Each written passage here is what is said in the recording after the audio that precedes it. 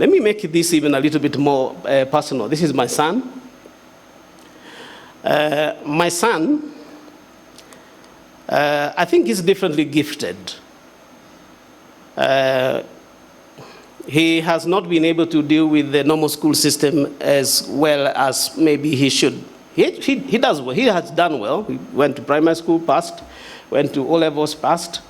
But somehow along the way, he dropped out of school, and I'm now trying to see how we can get him school. But let me show you something. I hope this video will play. It's a very small, short one.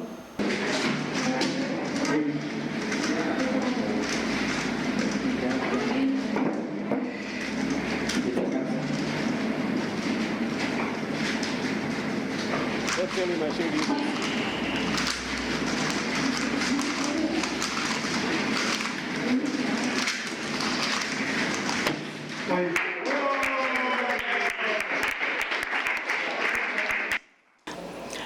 Ladies and gentlemen, the reason why I showed you that picture of my son is to tell you what you have seen him do there, he wasn't taught by me. He was not taught in the school. He learned this on his own. I think on YouTube or something like that. But he has learned it so well, he has become the national champion in this country as far as that game is concerned.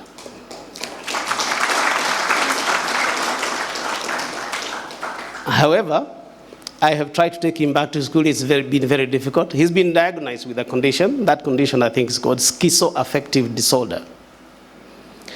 So, in other words, I'm just trying to let you know that you could be having students who have some issues, health issues, which need to be assisted. So he's finding it very difficult to fit in a normal system.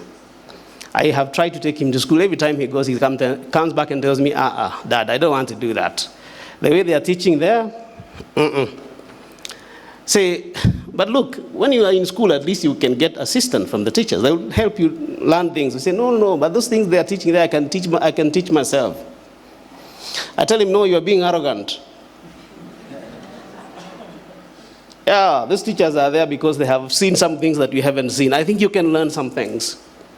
So now he has decided that he will do some courses. He's teaching himself. He has found himself some courses that are being done at Harvard.